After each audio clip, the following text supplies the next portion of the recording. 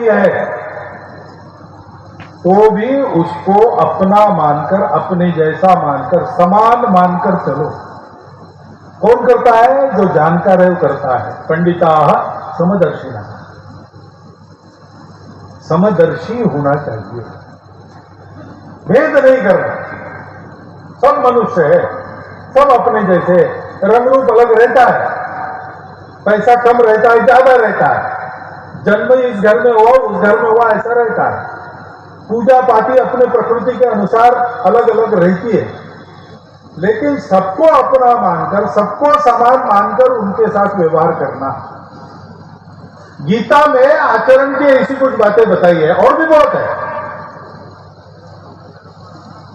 लेकिन उसको पढ़ना, फिर गीता का अध्ययन करना, मनन करना, और अपने आचरण में ये सारी बातें चाहिए।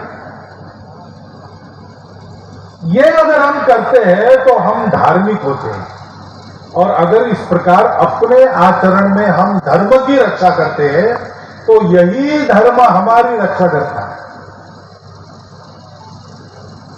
भारत की विशेषता है, बाकी दुनिया में ये मालूम नहीं है। अब बुद्धि से तो मालूम हो गया, इतनी चर्चा सारी दुनिया में हो गई तो, लेकिन इस पर चलना कैसे ये पता नहीं है। बार बार दुनिया को उसका खोया हुआ संतुलन वापस देने के लिए, उसके कलह को मिटाने के लिए, झगड़ों को मिटाने के लिए, उसमें जो शोषण होता है उसको समाप्त करने के लिए, प्रकृति के साथ मित्र बनकर मानवता चले ऐसा तरीका बनाने के लिए भारत के लोगों को अपने जीवन से दुनिया को धर्म देना पड़ता है। ये भारत के लोगों का कर्तव्य है। उसके कारण इतिहास के पहले भी भारत था, आज भी है और कल भी रहेगा, क्योंकि सृष्टि को जिन बातों की जरूरत है, मुख्यतः धर्म की, उस धर्म को अपने आचरण से सिखाने का काम नियति ने भारत को दिया है। और इसलिए हम भारतीयों की ये कर्तव्य है हमारा, अपने अपने पंथ संप्रदाय के देश काल परिस्थिति विशिष्ट जो बातें हैं, जो अलग अलग है, उसको पक्का रखते हुए भी जो अपरिवर्तनीय और सब में समान है वो धर्म है, उसको लेके चलना। सारी दुनिया में मैत्री, करुणा, मुदिता, उपेक्षा ऐसा चले दुनिया, ये कैसे करना हमारे आचरण से बताना। दुनिया में दुष्ट लोग भी रहते हैं, दुष्ट लोगों के हमने भागना नहीं। दुष्टों की दुष्टता तब तक है जब तक सज्जन शक्ति खड़ी नहीं होती। सज्जन शक्ति किसी का विनाश नहीं चाहती, दुष्टों का भी नहीं चाहता है।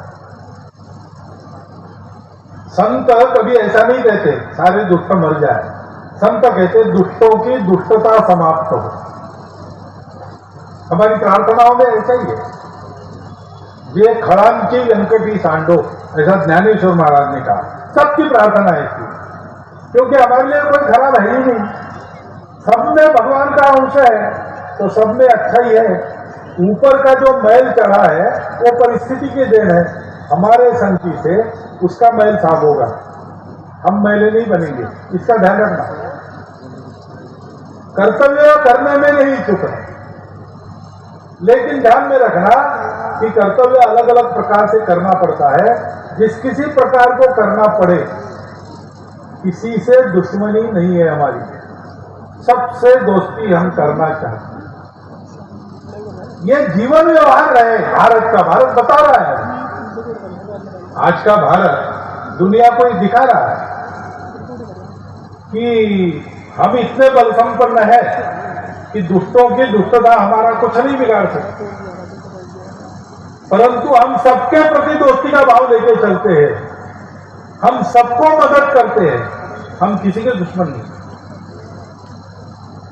धर्म पर चलना ऐसे होता है।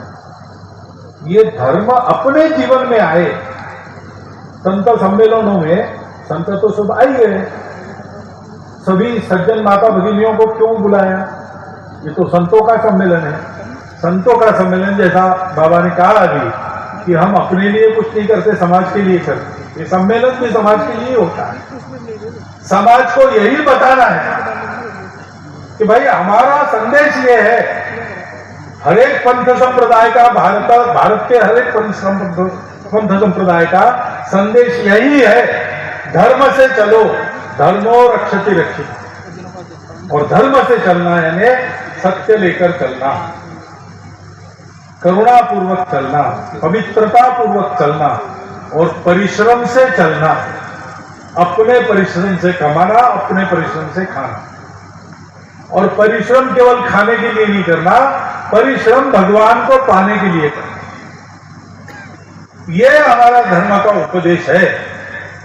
वो जब जब हम संतों को देखते हैं, कम से कम तब तो हमको याद ही आता।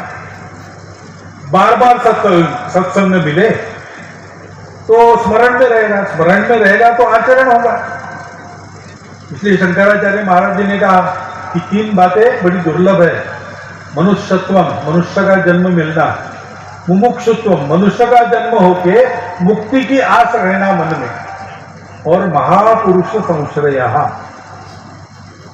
ये क्या है? दुर्लभ है। दुर्लभम त्रयमय वैतक। ये 3 बातें दुर्लभ है, लेकिन ईश्वर की कृपा से मिलती है। आपको, मुझे मनुष्य का जन्म मिला है।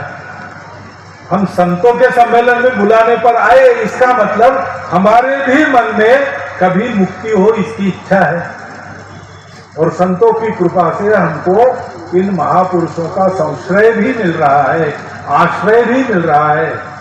अब तीनों बातें ईश्वर की कृपा से हमको मिल रही है, और उसका अगर हम लाभ नहीं उठाएंगे तो हम अपने आप को क्या समझेंगे और दुनिया हमको क्या समझेगी? इसका विचार कीजिए। आप संत सम्मेलन में उपस्थित हुए हैं। इस संत सम्मेलन के पीछे इतना बड़ा आशय है जो हमारे जीवन को भी बदल देगा, शुद्ध करेगा और संपूर्ण दुनिया के जीवन को शुद्ध करेगा, निरामय बनेगा, शांतिपूर्ण बनाएगा।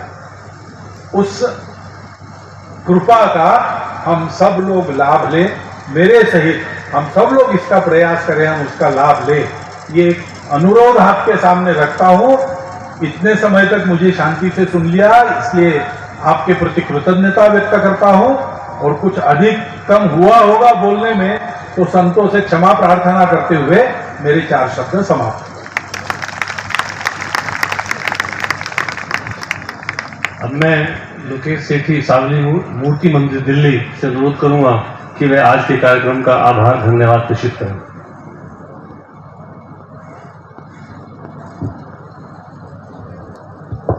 एक बार जोर से जयकारा लगाएंगे। श्री गोपाल कृष्ण महाराज की जय।